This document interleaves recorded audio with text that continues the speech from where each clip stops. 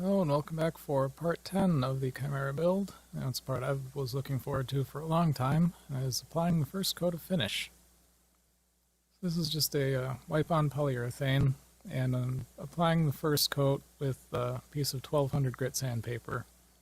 So doing that allows the abrasive of the sandpaper to sand off a little bit of the wood as I'm applying, so it's sort of burnishing the surface, but that's also creating these really small wood particles mixed into the finish that act as sort of a grain fill, and allows me to get a really smooth finish actually fairly quickly.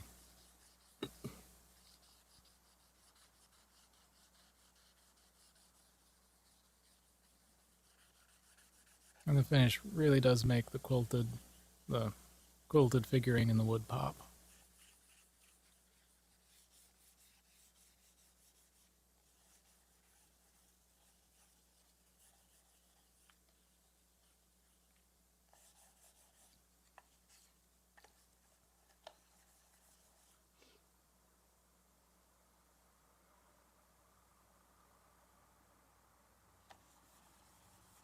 And as always with the first coat of finish, it's soaking in really fast.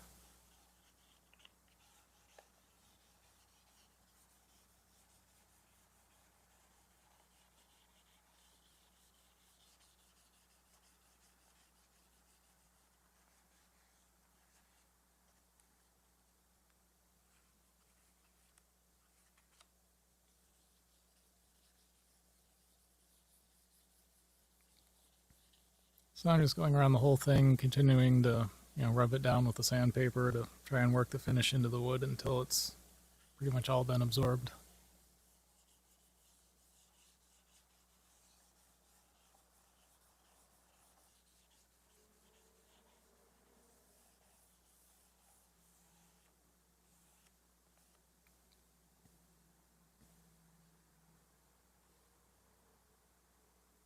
So leaving that to dry for a bit, and then coming back to do the back side.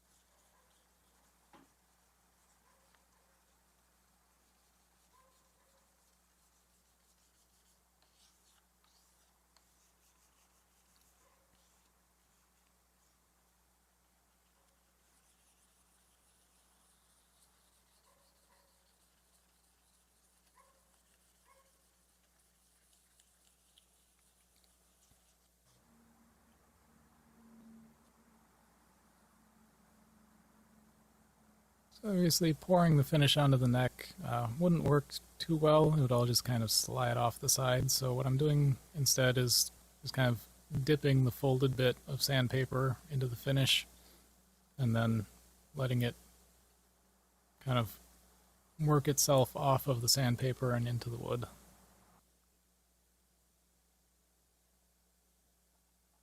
And then here with the headstock, not wanting to just pour some on, I'm using the sandpaper to scoop a little bit out and drip it on.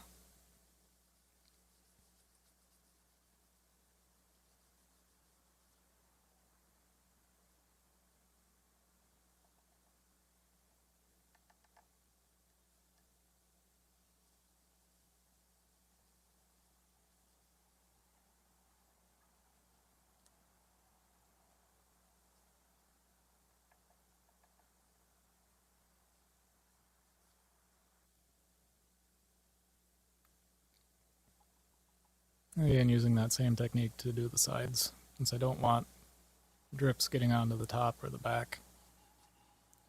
Not that that would be too much of a problem. I still have to apply several more coats, and then also sand it back a bit, and then apply more coats. So some runs at this point aren't really concerning.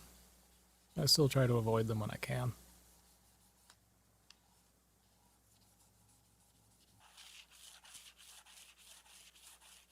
So like I just mentioned, I'm now sanding back after several coats of finish. I'm going to go through 320 grit, I believe 400, 600, 800.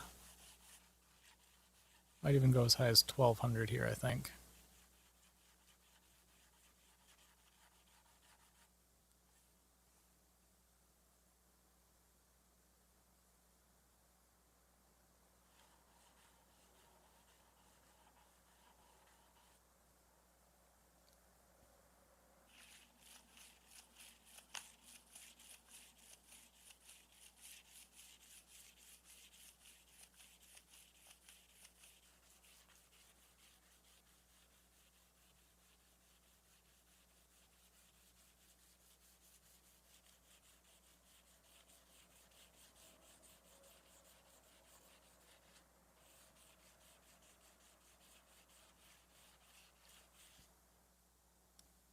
I'm not applying a lot of pressure while I'm sanding, particularly when I'm moving on to wet sanding like this.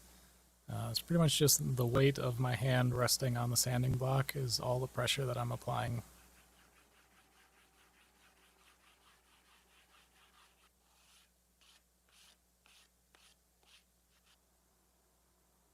Because by the time I'm moving on to these higher grits of sandpaper, I'm not so much trying to remove finish from the surface as just burnish that finish.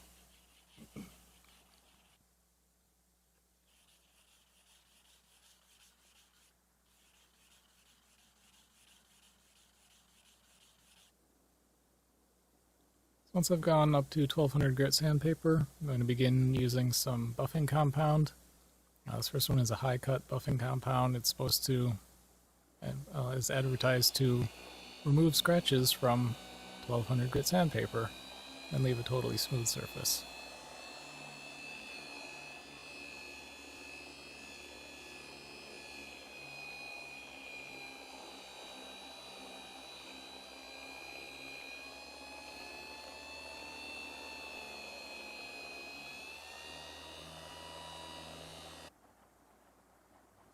Once I've done with that, just using a damp rag to wipe off any excess compound that's left on the body.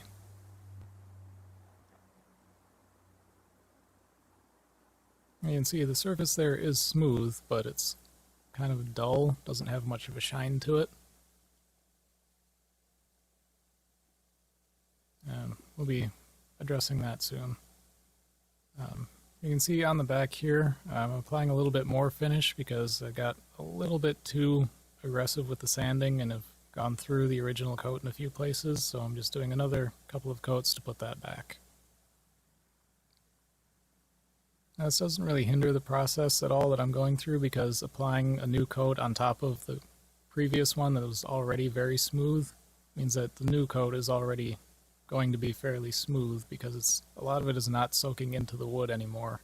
It's just going to sit on top of the finish that's already there. Right, but a slight issue here has occurred during the buffing process that this little bit of wood is sort of delaminated, so I'm just going to try and work a little bit of glue into that gap and glue it back down.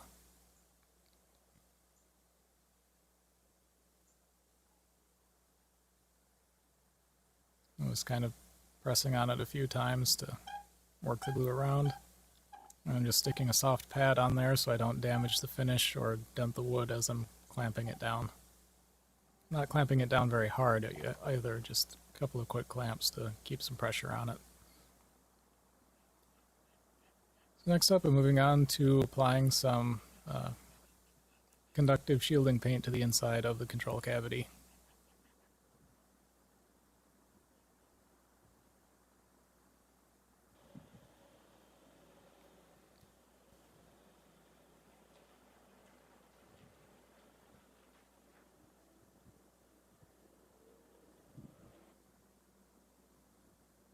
And of course also applying it to the inside of the backplate.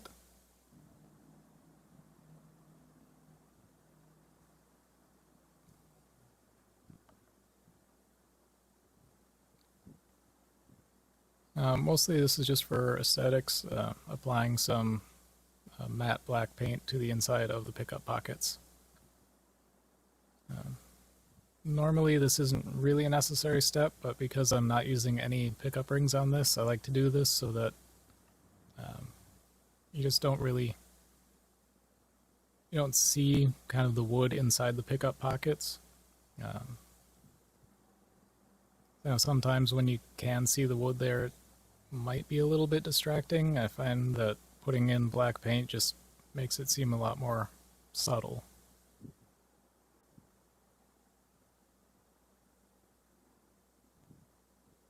Now, of course, I'm just using a damp rag to wipe away any that might have gotten onto the surface. And as long as it's still wet, it comes right off of the polyurethane. That is going to do it for part 10 of the Chimera build. Thank you everybody for watching, and hope to see you around again for the last part.